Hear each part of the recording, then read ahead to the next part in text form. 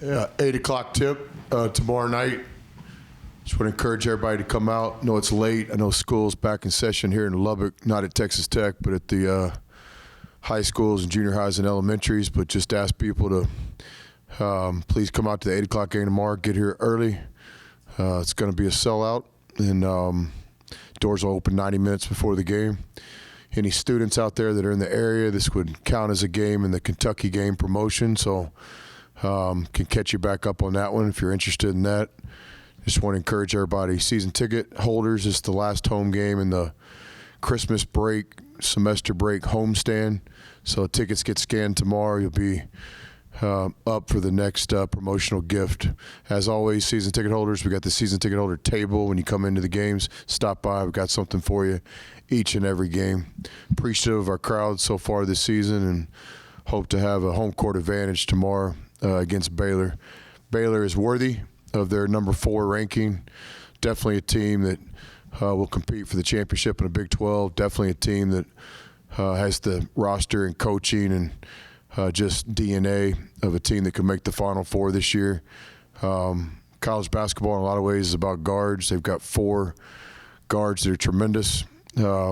Each of them can dribble, pass, shoot, and just really good players. Front line, Vital's one of my favorite players in the league with how hard he plays, and Freddie's one of the most experienced, returning, improved players in college basketball. They come off the bench with, basically 6th, 7th, 8th starters. So just a really good team.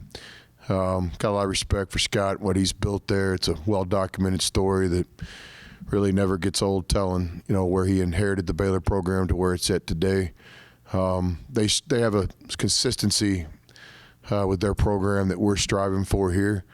And so, we'll have to play our best game of the year to have a chance to beat a top 5 ranked team. But that's life in the Big 12. They're all like this. This is the next game on the schedule. A lot of respect for Baylor. Love their team this year. Definitely one of the best teams in college basketball. Coach, you had mentioned Freddie a little bit. What does it say about a guy to be able to make it from the Division III level to starting on a top 5 team in D1? There's good players everywhere. I've coached at different levels. There's Division I players everywhere. NAIA, Division III, junior college, Division II. So, Freddie's a guy that obviously has improved a lot. He's just a good player. He's got a lot of game.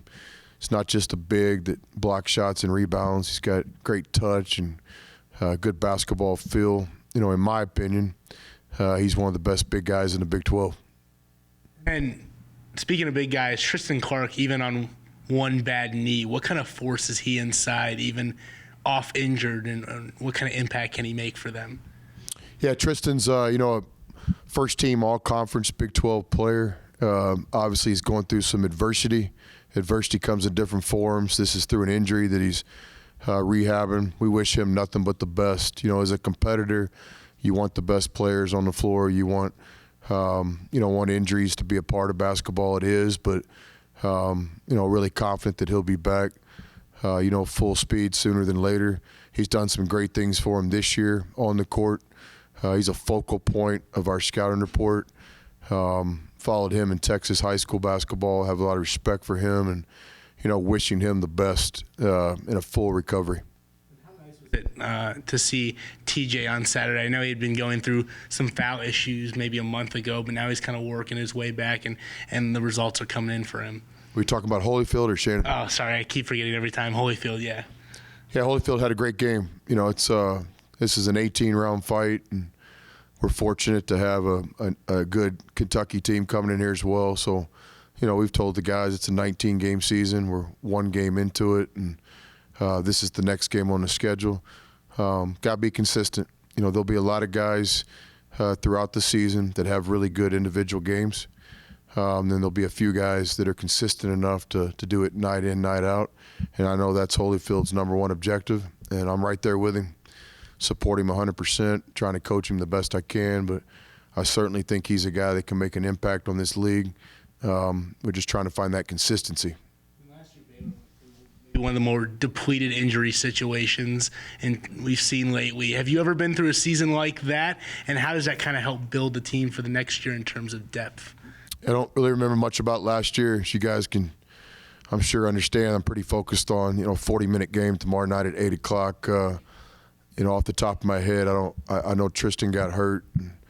I can't really remember much about last year. I know Baylor's good every year. I know every time we play them, it's a great college basketball game. I know they have a program that has the consistency that we're trying to build here.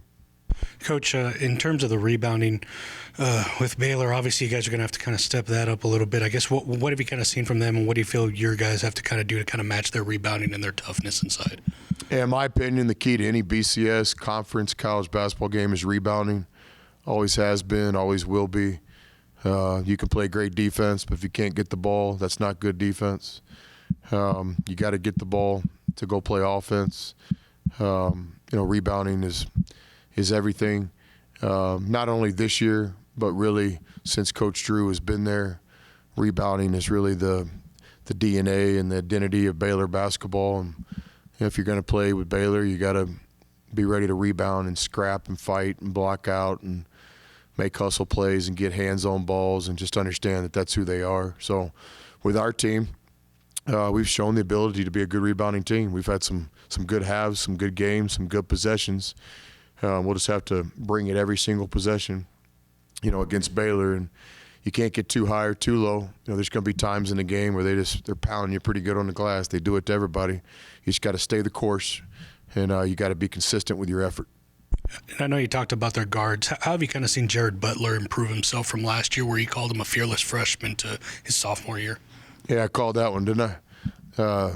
Told you he's one of the best players in the country. There was a freshman, and I think that's proved to be true. I mean, he's a legitimate all Big 12 player, and he's a guy that'll play basketball at the highest level after college. And Scott and Jerome, Alvin, and all those guys have done a great job with him. Baylor players get better. It's the player development, and he's certainly the latest example. He's a guy that can dribble, pass, shoot, and he plays on both ends, and an explosive offensive player, and nothing but respect for him, and know that we'll have to play really hard and really well, to win some possessions in that matchup.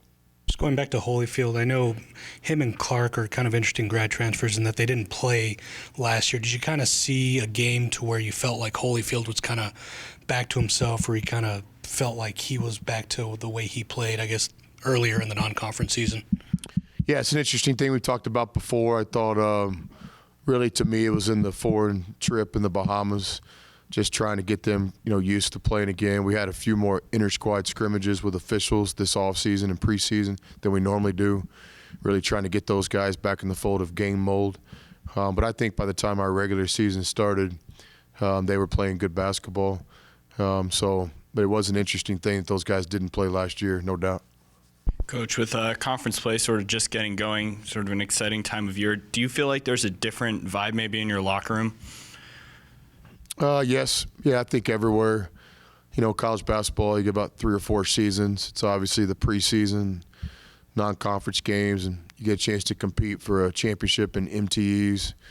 And then certainly when you get into the conference part of the section, in the Big 12, we play it all after Christmas, 18 rounds, play everybody twice. It's special. And then certainly the third season, is the Big 12 tournament in Kansas City, and then ultimately the national tournament. So, I think the conference season, it's special. Everybody points towards March Madness, and there's no doubt that that's college basketball in a lot of ways. But you ask any player and any coach, it's the grind of the conference season, and it's that conference championship that everybody strives for that really is what this is all about. And then playing a top team in the country earlier in the season against Louisville, getting that win, do you think that sort of prepared your guys for another really good team in Baylor?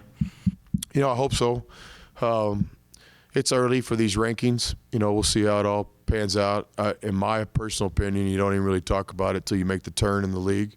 But there's a case for every school in the Big 12 to be ranked right now.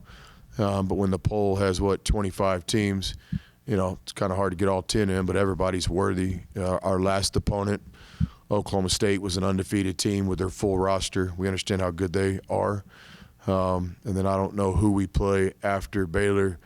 But I guarantee whoever we play is a top 25 team. And if the number's not next to them, then they're one win away from being in the top 25. So that's kind of exciting for fans and that kind of thing. But the reality of life in the Big 12 is every single night you play, you're playing against one of the best teams in college basketball.